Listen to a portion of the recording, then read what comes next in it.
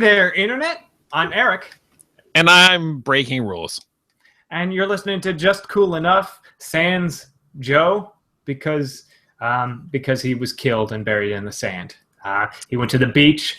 He said, hey, bury me up to my neck. They did. Then they forgot about him, and the tide came in, and he drowned. It was a bit because he went overseas. It was a miscommunication. They actually buried him head down up to his neck. Oh yeah. That was the bury me. They heard he said bury me up to my head. He was going to lay down and they were going to bury him, and they heard bury head, and their English wasn't great, so they held him down in the sand and then just buried his head entirely in the sand until he suffocated. Yeah. That's tragic. You gotta be really aware of those language barriers when you go overseas. Mm-hmm. I mean, well, he was trying to speak in their native tongue, which was a mistake. If they spoke pretty good English. If he would just said it in English, they would have understood.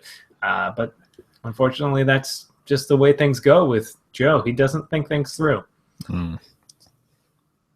So we're putting out, if you have an email or perhaps want to be one of the replacements for Joe, you can email us with your email as to why you think you would be the best replacement for Joe at the show at Just Cool Enough. That's the show at Just Cool Enough, and we'll go through the emails. Maybe we'll read a few out.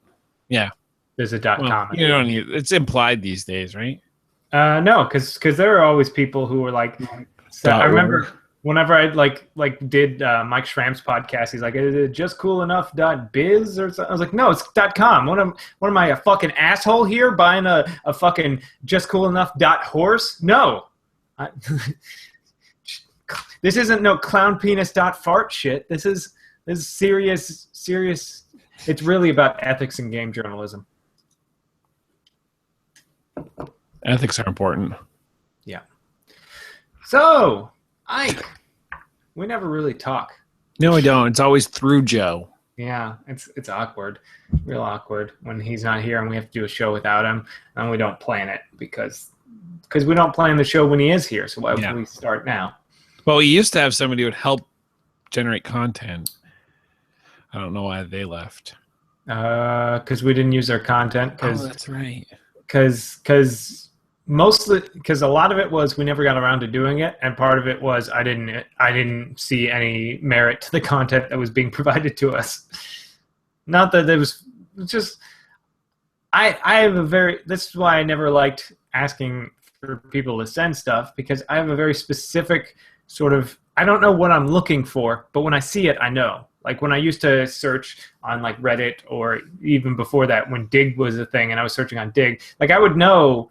Like I'd go through the articles and like read, and it's like the world's fattest dude takes a dump. And I'm like, nah, that's not. Like someone else might go, oh, this is perfect for them, and I would go, no, fuck that. That's a stupid article. Why would we talk about world's fattest man takes a dump article? That's not. It's just some clickbait bullshit. No, we don't need stories. We did get an email though. Yeah, sort of. Kind of. I'm going to read part of this email out, and then I'm going to say we keep all the games. Uh-huh. This came from Brady. He said, just games enough. He said, hey, JCE crew, here's a bunch of games I got on the Humble Bundle and already had. Keep or give away. Your choice is yours. Yours forever, Brady. Yeah. I have some of these. And the ones I don't have, I don't give a shit about. So you're free to have them. The only one I was interested in, I guess he took because he very clearly scribbled it out so we couldn't steal it. So that's... Well, I wouldn't mind the Walking Dead ones, but I already have Poker Night and Poker Night 2. Yeah. And the other ones don't interest me. Walking Dead Season 1's good. Walking Dead 400 Days was honestly a waste of $5 or whatever the fuck I spent on it. Because it was just like an episode of, it's like a regular like chapter from The Walking Dead, but just one for whatever they were charging, which wasn't that much, but it was just like, hey, want to do a thing where none of your choices matter? Like that in the regular Walking Dead games, like, you know, deep down, none of your choices matter, but there's an illusion that your choices matter. But Walking Dead 400 Days, it was like, hey, want to go without even the illusion that your choices matter, because you won't play any of these characters, and you could get them all killed or keep them all alive, and it doesn't fucking matter, because you will see them in like one fucking scene in like the second season, I guess. I don't even remember like how much they were in the second season versus the first versus it's just like there's no reason. So it's kind of like Indiana Jones and the Lost Ark. Yeah, it's a zero You sum. have the illusion that Indiana Jones did something, but really if you remove him from the movie, it would still happen just the way it did.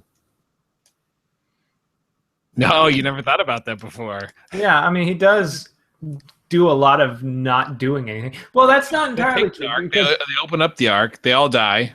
If he were there or not there, that would still happen. but if he weren't there, I'd have to go back. Like, I'm sure there are articles and stuff and like blogs about this shit. But I have to think. Like, I see that. Like, yes, he doesn't get a lot, but I mean, he does.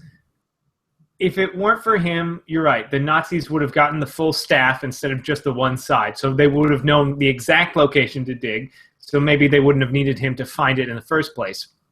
And then they would have taken it and opened it and probably all died like they did and all that stuff. But then nobody would know that any of that shit happened. Like Marion would have probably been tortured to death by the Nazis in Nepal. And then like they would have gotten the Ark and like done all that shit and got all their faces melted off. And then the Ark would just stay there rather than be put in some place in that weird like government building with all the boxes of weird shit. That's the inspiration for the television series Warehouse 13, which if you've never seen Warehouse 13, it's pretty good. I think I missed the last 2 seasons, but I really liked it. Yeah, it's a pretty solid show. I really liked it. I wish that it kept going, but it was one of those series that like it was good, it was popular enough to warrant them paying the money to keep making it, and then they decided when they changed their name to Sci-Fi with Wise that they were going to cancel all their really good original programming and then invest in shit like Caprica and all this other garbage that didn't make it. That like was super expensive and nobody watched and was garbage. And now they don't really have. Now they're trying to get back to more original programming these days, but yeah, they gutted all of their original programming so that they could do new shit that was going to be the next Game of Thrones and the next Battlestar Galactica, and none of it ever was. I trying to even think like what pops to mind. Is it The Magician's Sci-Fi? That's the yeah. I think it's new, that thing, The Magician. I haven't watched it yet. I mean, that's the only thing that sticks out. I've seen that's like that. Are they 12 Monkeys? I think they're 12 Monkeys. 12 Monkeys is apparently pretty good. But this is after this is like years later when they got back on that shit. Like, because they gutted all that shit for like Caprica and none of it worked. And then they started just basically buying really interesting shows from Canada like Lost Girl and just re-airing them and then use that money to get their shit back again. But this is kind of cycled. They do this shit a lot because they did this back in like the early 2000s. They had Farscape, which was probably one of the best television series around, and then they canceled that so that they could fund other shit that wasn't very good. But I thought, and you can clearly correct me, I thought Farscape actually belonged to the BBC, or were they just the producers of it? And it was one of those like joint production things. It was like them and like because it was all made in Australia, so it's sort of one of those joint biz things. But yeah, and then like. They didn't want to make it anymore, so but luckily they were able to then make it a TV movie, which had its own budget, so they could actually finish the series, which was nice. But yeah, Sci-Fi's have this weird streak of like they'll just kind of accidentally stumble onto something that's really awesome, and then like everything in the television and movie industry, the executives who have no creative talent at all decide to try and recreate it because it's so easy to do it the first time. They'll just recreate it and it never works because they have no idea. For AMC, well, kind of. Did it? Because yeah, Walking Dead. Now here's Fear the Walking Dead. is Again, that maybe successful? I haven't really watched. I guess it came back for a second season, but god damn it, was that first season garbage? I refuse to watch it. Well, and kind of the same thing with the first season of Walking Dead. More so the second season of Walking Dead, where it was just like, here's some new characters on the farm, and let's not have any zombies this whole entire season. This one, that was. I mean, they fucked that up because they did the first season. It was really good, and then they basically said, yeah, this is great, but we kind of want to give all our money to Mad Men, so you have less budget. And then Frank Darabont was like, well, I can't make a decent show with that budget. You'll have to give me more money. And they're like, no, you're fired.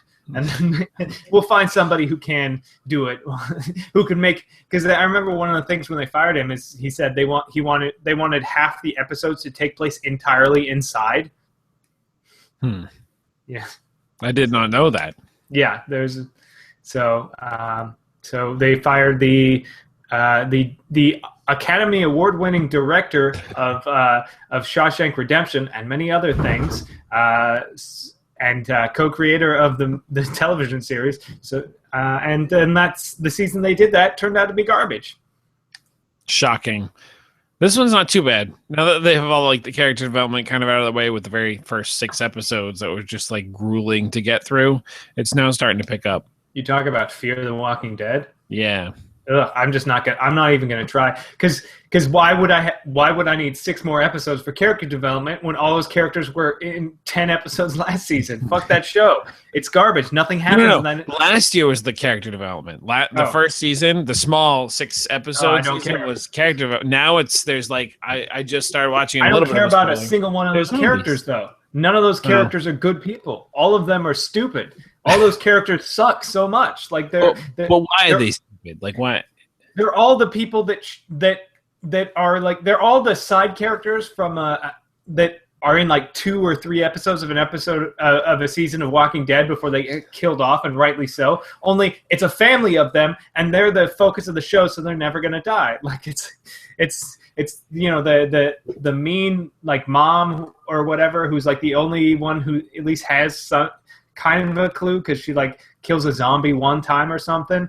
Then there's the dad who refuses to ever do anything, so fuck that guy. Who gives a shit? He's zombie food. There's the drug addict who might be interesting, but I don't really give a shit. And then the daughter who's sad because her boyfriend's gonna be a zombie or some shit. Like they're all like, it's like I get it because it's like in the 2 seasons ago when they walk into Alexandria and it's all those people that have been hiding behind the wall and they're all shitty, stupid people who shouldn't have survived this long anyways. And I get why that's because they're new to the outbreak, so of course why would they be survivalists? But I just don't give a shit about any one of them, not a single one of them. See, and I'll get that's where I think if I had to make a recommendation, you should give this new season a try. It's only 2 episodes in, and they're already kind of the guy, the father who you says doesn't do shit. It's been doing shit. So now they just completely changed everything. And everyone knows how to kill zombies now because the first episode or second episode, everyone learned how to kill zombies. So now they decided to just change it to make it work. Kind of. It feels like a kind of a Star Trek Voyager type deal. I mean, they're in a ship, and they're out traveling around trying to find a safe place to land. Like, it feels like a sci-fi movie or a show that takes place on the ocean instead. I just don't care. I mean, because that whole first season was like all of it was the setup to the zombie apocalypse, which I don't. It's the part that Rick slept through. Yeah, it's the part that Rick slept through in both the show and the comics. It's the part that I never like in zombie movies, the build. That's why, like, I love Dawn of the Dead, both versions, the original and the remake, because the remake, the build is literally like 5 minutes. It's like you see her like coming home from work and like has sex with her husband. Next morning, they're attacked by zombies and she's on the run. And bam, you're in the middle of a zombie apocalypse and nobody knows what the fuck's going on. Like, and it's like, even that, it's like 5-10 minutes and fucking you're there. You're in the middle of it and everyone accepts. They're slowly learning it, but they all understand that this is a thing. It's like, what if we took that 5 minutes and made it 10 hours long? It's like, no, don't make it 10. And then like every time in that first season that something was about to happen, the episode would end and then cut to like 7 weeks later or fucking, it's like, no, this is garbage. Fair enough. It's stupid. And you're stupid for liking it. I'll accept that. Well, if you excuse me, I'm going to play my Dungeons and Dragons RPG where everyone's dogs. How does that work out? Well, that's what I wanted to talk to next. I found this there's this tabletop game called Pugmire that I just found out about today, and I bought the early access rule set because it's not officially out yet, but you can get like for like $3 or $2 or whatever, and you can get the sort of the early access version that's only like a small bit and only goes up to like level 2. But the basic idea is mechanically it's pretty indistinguishable from the 5th edition of Dungeons and Dragons. But the world is that at some point thousands of years ago, humanity disappeared. It's never clear what it is, if they all went somewhere or they all died off or whatever. But it's thousands of years later, and dogs are bipedal sentient creatures that have languages, and they sort of like they're now living in this sort of medieval fantasy realm. And I say fantasy in that there's magic and stuff in this system, but it's Arthur C. Clarke magic of any advanced technology is indistinguishable from magic kind of thing. So you have all these different races of dogs, and there's like different classes that use magic and healing and all that stuff, and it's just awesome because they have like the code of men, and the first code of men, which is like their like 10 commandments, is be a good dog. And then there's like ones like only bite if you're in danger, and fetch what has been left behind and stuff like that. So it's this sort of medieval fantasy of you're a bunch of dogs and you're going on quests and stuff. Rex Pyrenees wiped the blood from his muzzle and adjusted his grip on his sword. He looked around for his attacker, but all he could see was the forest around him. Surrounded by ominous black bark of trees, Pan Dashhund slipped between the two imposing trees. Silent as a whisper, his arrow knocked ready on his bow. He growled a challenge to a demon and immediately let go. Yeah, it was from their Kickstarter page. Yeah, I've been reading up on some of the stuff. So, like, there's this whole thing of like, there are monsters in the game, which there's other animals, there's monsters, and there's demons. And from what I can tell, like they couch everything in like terms that the dogs would express it as. But some of the demons are just rabid animals but they think of them as like possessed by demons and stuff like that. And only those of the Church of Men can save someone who's possessed by demons, and It's like a ritual that they have to do, which is probably just like they know how to get rid of rabies in the fellow dogs and stuff like that. So are you planning on running some of this on your stream?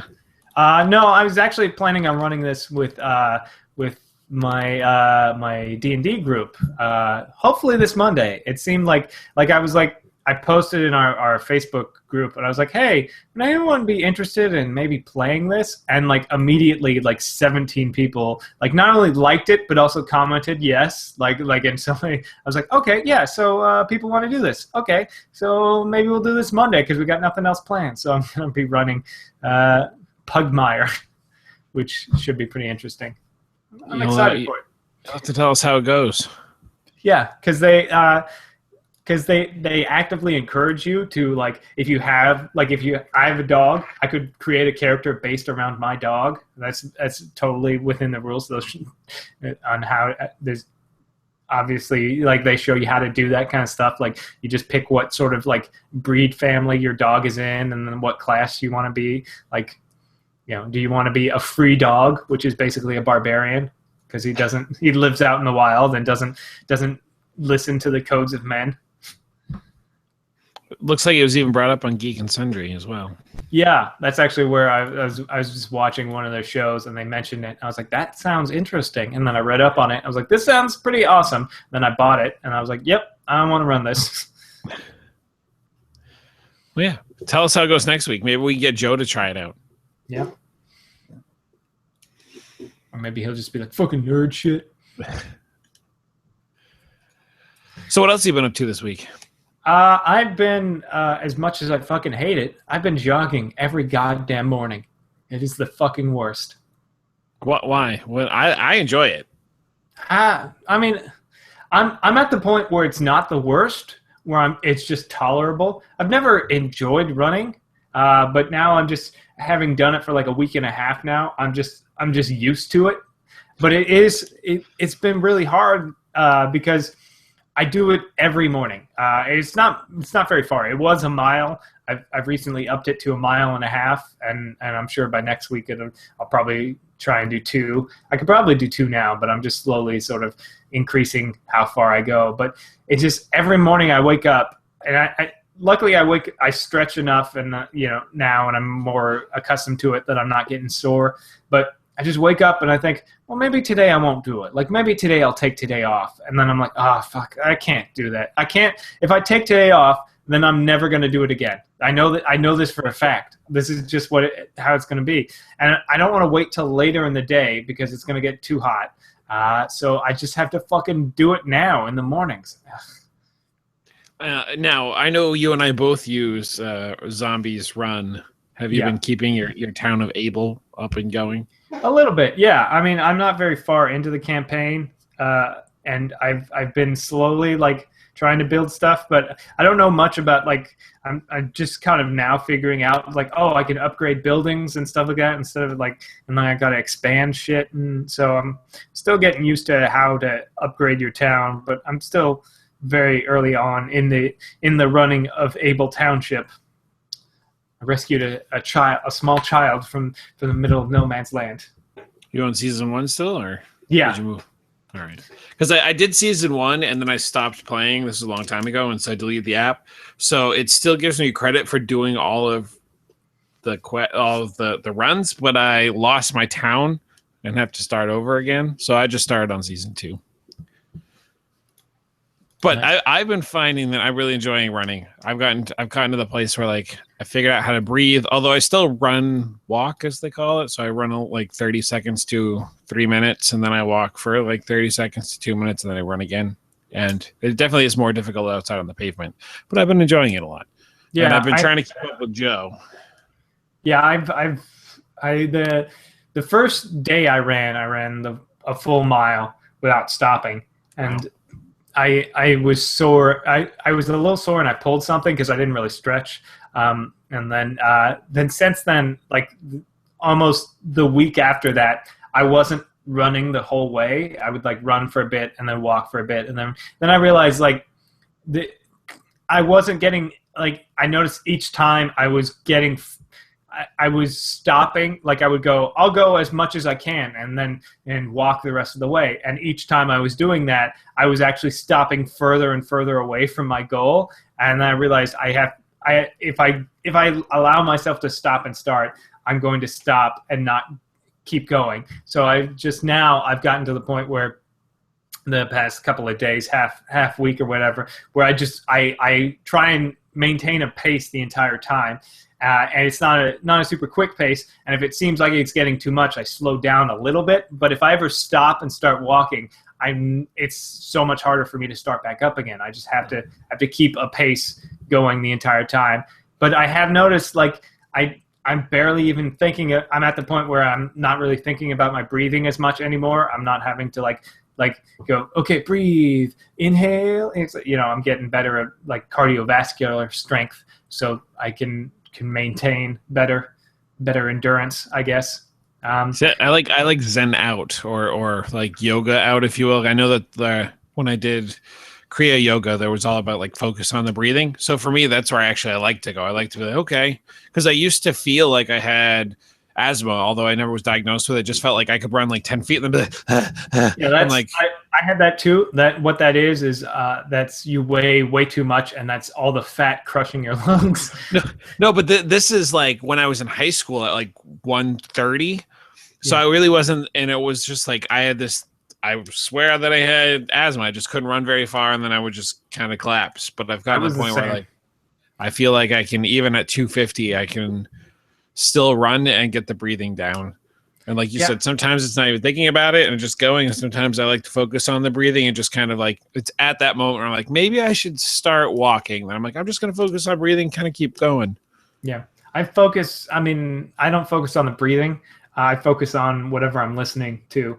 And I've got, I was using, like, cause Zombies Run, I use the internal music. I have an okay selection of music on my phone, but I was just using, it was like picking, certain playlists, and I only had one playlist with not very many songs that weren't very conducive to exercise.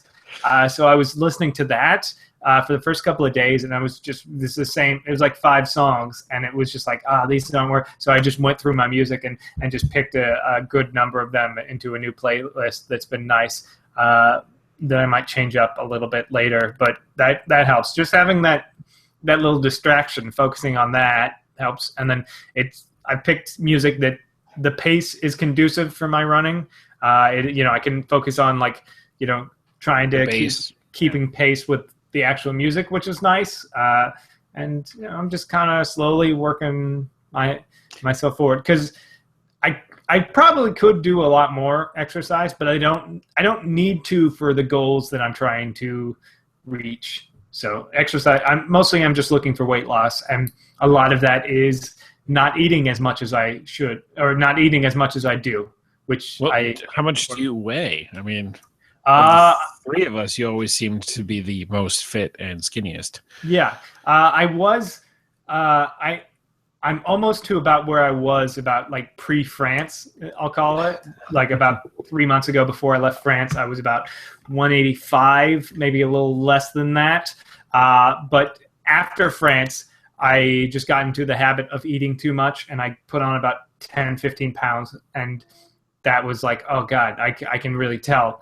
And so I'm almost got that off. I'm not quite 185, but I'm getting close to that.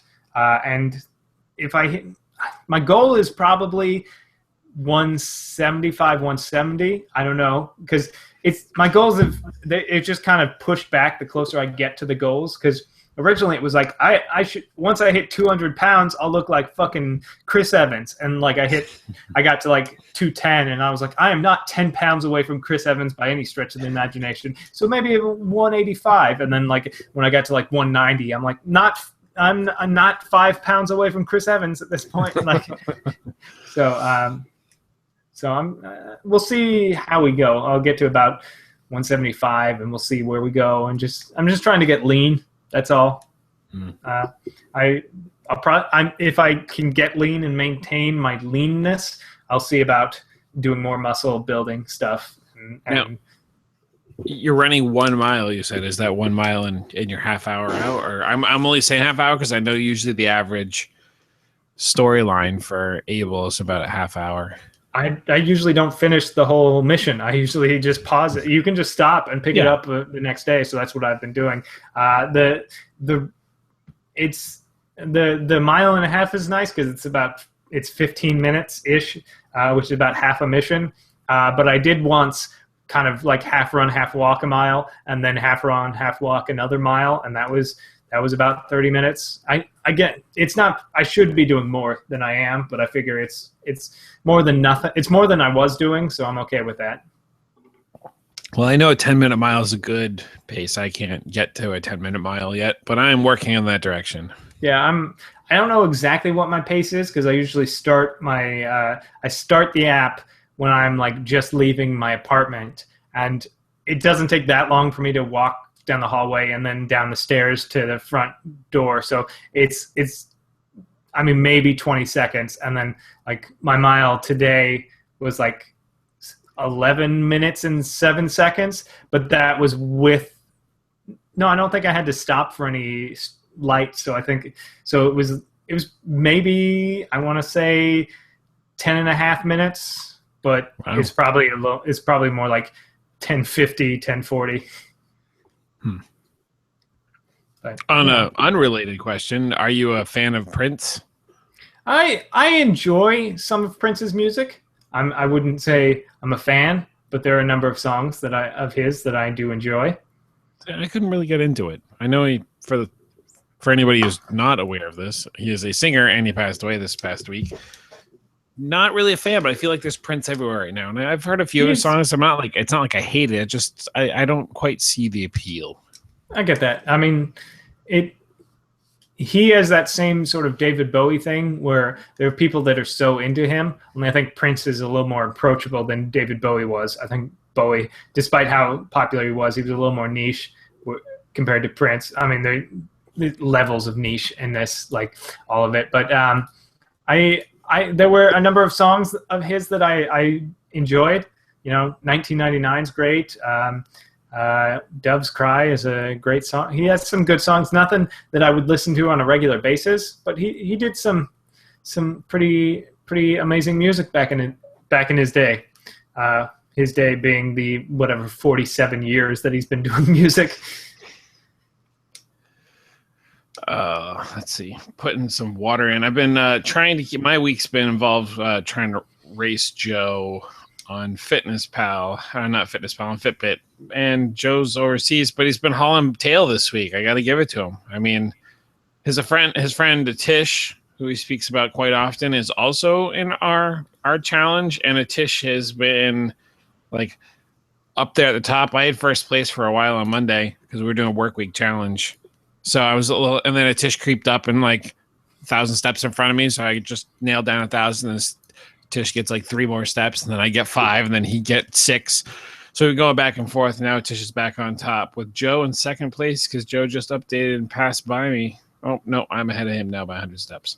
So Joe and I've been going back and forth because even though we didn't record FitnessPal this week, I'm sure there'll be an episode up. But we've been trying to do a fitness challenge, 24-day fitness challenge, so you can get more fit in 24 days. Yeah, and that was the when I told MyFitnessPal like my goal weight from where I was, it said 5 weeks, and I was like, oh wow, doesn't seem that far away. And there's a challenge amongst my sort of improv friends and peers to get fit by the 4th of July, which is like, that's 2 months. That's crazy far away, which is awesome. So and if I keep doing what I'm doing, which doesn't seem that hard. This was the first kind of full week of me that went by with me doing it. And besides the running, one of the things that I found interesting was the eating, because my mom and sister were out of the country for a full week, so I had the house to myself. So everything I ate was something that I was choosing to eat, that I was preparing to myself, almost entirely all frozen stuff. But it was interesting because I used to count especially when I was first started losing weight. When I was fat as fuck and started losing weight, counting calories is a big step to understanding how much you eat and how to curb that. But I hadn't really been doing it in a while, and it because I hit a point where I understood enough about my own nutrition to maintain what I was at within like 10, 15 pounds. Like I fluctuated a little, but I've been staying about what I've been for the past couple of years, so it wasn't really a big deal. But this whole past week, when I've been using MyFitnessPal to track what I eat, it'd be funny because like I'd wake up in the morning and I'd make breakfast of like the cereal, and it's usually really light, and that's maybe 240 calories. I'm like, whatever. And then like lunch, even if I eat what I consider the big option, which is one of these Red Baron pizzas, that's 440 calories. And then whatever I choose for dinner, which I assumed was going to be like another Red Baron sized thing. And no, I had no real snacks around the house. And I'm like, I am significantly under how much I should be eating today. Like, that's crazy. How, like, I wasn't keeping track of, like, I poured like the Crystal Light powders in my drinks, and those are like 5 calories a serving, so you're not even gonna get a whole lot out of them. 10 it's like 10 calories for the whole pouch because it's actually two servings in the thing. But I was like, oh God, I'm actually gonna have to be eating like 4 meals a day in order to maintain. So that's been an interesting thing, realizing that without like you're under eating in a way.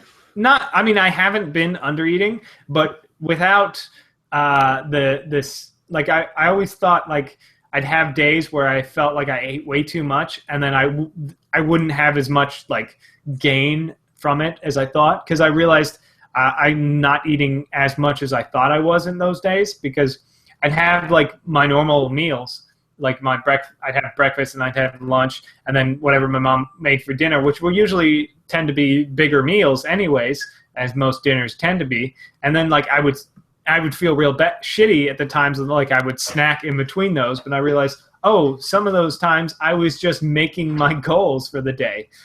So it's been interesting. Now, like I used to not buy ice cream or something and stuff like that, but now I'm considering like going out and picking like a snack or an ice cream type thing that will help mitigate this, so I'm not eating too little. I had one of those days, but then I realized that all you have to do is like make pasta or something, and then that'll totally shut that down. Well, I also have been using FitnessPal, and I think it's been interesting because on the flip side of things, I also like to totally overeat, and I've been trying to do better over the past week or so at like not eating the next course, if you will, right after. Like, get some pasta, eat it really fast, get some more pasta, eat it really fast, and then 4 bowls in because you're like, oh, I've been hungry. You're like, oh, wait, no, I ate too much. So I've been trying to be better at like eat a bowl of pasta really fast, maybe, but like wait 5 minutes. And then if you're still hungry, get some more, and then wait 10 minutes before you get the third one if you're still hungry, and just give my brain time to catch up. And that's been helping me a lot. It's like we're doing FitnessPals or whatever we call it now. Anyway, what else have you been up to? Let's see. I know you were talking about improv stuff with me before the show. Yeah, I mean, I've been just doing the improvs, doing all that, making the funny make-em-ups. Do you have any upcoming shows? In like 2 weeks, I think. But one of the things I was really I got a couple of things this week, which I was really happy about. One was I got this new wallet that is nice because it's a cell phone case and a wallet. So this way, if I lose one, I lose both, and I'm completely fucked. Because I was really worried that for a while there that I was only going to be kind of like half fucked, but now I'm completely fucked. But it's nice. It's you only have to check for one, like when I do I have my thing on me? Because that was the biggest thing when I started driving. I would sit down in the seat and like start driving, and then like feel for my keys and go, oh, yep, they're in the ignition. And if I had my cell phone in like the dash doing GPS, I'd be like, oh God, I don't have my phone or my keys. I'm like, oh, because they're there. So now it's just one less thing I have to worry about because they're both right here, which is nice. I enjoy it. It's now, nice do you put it in your back pocket, or no? Do you just no? I never. I'm always a side pocket guy. I've never. I remember in middle school when I first started wearing a wallet, I put it in the back, and I don't like having it because my wallets tend to just be a little thicker because I have a bunch of bullshit in them anyways for the most part, and I don't like it because you've got this thing in there that's poking you in the butt for a while, and then you just get so used to it that when you sit down without it, it feels like you've got like a chunk of your ass missing, and I've just never liked that feeling. So I'm always kind of and it's a lot harder for someone to reach in and steal something from your front pocket than your back pocket. So I've just become I've just been since like high school. I've been a front pocket guy. I got a Mighty wallet in Loot Crate, and it's a Simpsons one, and it's super thin, and I've been super happy with it. I've seen my father's wallet, and it's like, the size of a Big Mac, and the same thing with my fiance's father, and they have both had it in their back pocket that big for so long that they've actually heard from the doctors that it's causing spinal issues, like back pains and stuff. So my father was told by his doctor not to carry it in his back pocket anymore. But my father is like like receipts from 40 years ago. I don't know. There's all sorts of weird things in there. I'm like, I don't need that much. You just need a couple credit cards and maybe some cash and keep it rather thin. Or like yours makes sense because it's super thin anyway. If you just think about because the wallet, the actual wallet section is only this little part here. The rest is all phone. The bulk of it is phone. And if you are listening to us, this is a good reason why you should check out our YouTube channel and go see what we're talking about rather than just listening to us. And while you're there, you can comment on our videos and stuff. Yeah, and you could also comment on the sick new shoes I just got. Wow. Yeah. What are they? Well, I got these because a buddy of mine, I've started doing, I'll give you a second to guess what they are.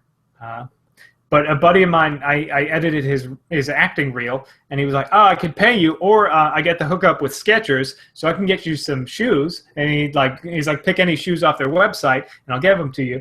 And I was like, shoes? I don't know. Maybe I could use some shoes. And then I saw these because Skechers has an incredible collection of Star Wars shoes. I did not know that. Yeah. They have a bunch of really awesome limited edition Star Wars shoes, including some really interesting ones. But these, Boba Fett. Yep, these are their Boba Fett ones. You can see Boba Fett's little face there and the Mandalorian logo on there. And what I loved about them is they're really nice color and everything, and they're cool. And they're very, like, it's got Mandalorian logos, all, like, the inline is really awesome. But it's really subtly nerdy. Like, it's nerdy shit, but it's so subtle that if you didn't know that these were fucking based off of Boba Fett, you would have no idea. I almost got the ones that were, like, they have these ones that are they're brown, and they're Chewbacca based, and you can only tell it because it's got like the sash that he wears, the bandolier, but it's like really subtly stuff. And then they also got some ones that are like just a picture of like Darth Vader on the side, and they're black, but they're interesting. Like, yeah, you got me these. I got them on Sunday night, and then I immediately wore them to my improv show, which was fun. But has anyone picked up on them yet, or? No, because the people who have noticed it have noticed because I've gone, check out my new shoes, to them. But what I really dig about them is I don't normally wear, like, these are like Chuck Taylor type, Converse type shoes. I've never really worn those before, so it's really interesting because normally I wear like basketball shoes or running shoes that have like really thick soles, but these do not have thick soles. They're almost have no sole at all, so that when I step on the ground, it feels almost like I'm barefoot. So I've noticed, like, when I'm walking in them, I tend to like stay on like the balls of my feet and not step my heel down because I'm not used to having to like put my flat foot on the ground. So that's been a slight adjustment. But besides that, I'm really digging them. They're nice and they're nerdy, but they don't stand out as too specifically nerdy. Not like your Superman shirt. Yeah, not like my Superman shirt. They're nice. I dig them. Yeah. Some guy did call me Superman yesterday because I was picking up pizza, and a guy was like, "Hey, take care, Superman." It's like, "You too, citizen." So what I really hear you telling me is you were wearing that shirt yesterday as well. Yeah, what I'm saying is that I haven't showered today. Yeah, you don't need to shower. It's not like you were out running this morning. Well, I mean, I didn't run in this shirt, though, so I changed shirts. So that's fine. I'm not going nowhere. Who the fuck cares? And the only people home is my mom and my dog. Neither one of them give a shit. They know it. They're just used to it. They're used to the smell. I think, what else? Overwatch is out. If people haven't noticed, and I don't mean out as in it's released, but the beta went away. So I'm waiting patiently for the next 6 days for it to come back so we can play with more people who have no idea what they're doing. And I've been playing some of the Hearthstone expansion that came out. Nice. It's been very interesting. And they now have standard format, which is any cards that have been put out in the last 2 years or anything that you can get through the game itself, like from just unlocking cards. So it's been kind of cool playing that, and I think that they'll probably keep going with that. And I think it promises to allow them to kind of go the same route that Magic: The Gathering went, except clearly digital. But it's been pretty fun. But I'm still looking forward to Overwatch. Yeah, I'm curious how I'm getting it because for a while there, it seemed like I was going to get it from my friend Christina, who's been on this show, who works at Blizzard. She talked about getting it to us for a discount, and I was like, "That's awesome." And then Joe asked me for like my shipping address, and I gave it to him. And this was like a couple of weeks ago, and he was like, "Yeah, I think Christina is sending them out now, so it should be getting to us soon." I was like, "Oh, great. When do I pay her?" And he goes, "What do you mean? You were supposed to do that weeks ago?" I was like, "You didn't tell me that." He was like, "Yeah, I did." I was like, "No, you didn't. Let me check my messages." And it's like April 11th. "Yeah, here's the address to send the money to." And I was like, "Oh, shit. Yeah, I didn't pay her. So she probably didn't get me Overwatch." So I have no idea. I've not spoken to her yet. So that's weird. I don't remember hearing about that from Joe. I'm going to have to speak to him when he gets back. Yeah, that's weird. Like, I don't know. He sent it to me. I guess Joe doesn't like you. That must be it. Maybe or that's Christina, for that matter. That's one or the other is really against you, or both, or all of us. It could be all of you. Just all. It's conspiracy. Yeah, it's entirely possible. In fact, that's the most likely scenario at this point. I believe it. Well, I'm looking forward to Overwatch coming back. I've been also playing Heroes of the Storm, but I know I'm a huge Blizzard fanboy now, so whatever. But haven't been playing Warcraft very much. And Rocket League. For anybody that plays Rocket League out there, you can find me on Steam. Railvis is the name. I've been playing a lot of Rocket League. They just put out their basketball stuff today or a few days ago, so I've been playing that. It's pretty fun. I gotta get back into Rocket League. But I also gotta get around to wrapping up the show because we're about out of time anyways. So 15 minutes early. We'll do it. Yeah. Fuck it. I'm surprised we went this long. So I guess we will stop talking about all this horse shit and start plugging each other. I will let you go first because I am a gracious host. No, by all means. Okay, thank you. You can always follow me on Twitter. I'm at Duncor, Duncor. Or you can find my latest. I'm part of a current stream of Dungeons and Dragons, where we play the game and stream it live over the internet, and then you can watch it later on YouTube and whatnot. Called Saving Throw, and you can check out Saving Throw show on either on the website or the Twitch or the YouTube Saving Throw show. And you can see we're already the second episode of the Dark Sun with Dungeon World is the title of the show. And I was also in Monday night. There's a new show that they just started called Monday Night Dungeon Fight, which was a lot of fun. And it's just a straight up PvP Dungeons and Dragons thing where there was they stripped out all of the no persuasion rolls or checking for traps or any of that shit. It was just an arena battle between me and 3 other players, and it was a lot of fun. I enjoyed it. It's a thing they're going to keep doing. I'm not going to tell you how it goes, but they're doing a whole heat system where the winner of that match goes on to the championship later on. So watch the whole thing and find out if I make it to the end. I don't. But yeah, it was a lot of fun, and they do a lot of really great shows. So check them out at Saving Throw Show on all the social medias. Or you can watch just the Dark Sun with Dungeon World campaign that I'm in, which is Saturdays at 12:30 Pacific Standard Time on their Twitch. Not Pacific Standard Time? No. What any other plugs now that I've interrupted you? Nothing I can think of. Let's see. You follow me on Instagram. I'm posting a lot of really nice black and white photos I'm super proud of on there. And you can follow me there at Ike. That's IKE _Dodge, DODGE. And you can follow me and check out all my cool stuff. And I'll try to pass you a follow back. And yeah. Well, I ain't no follow back girl. But you can always follow me on Instagram at mostly shit if that's what you're into. But thank you guys so much for checking out this show and all this stuff we've been doing. Joe will be back next week, maybe? I don't know. I don't remember what he said. Yeah, we'll probably, if not, we might not do a show because we're awful. We're the worst. But thank you guys so much for listening, and we will see you all next week. Bye. Bye.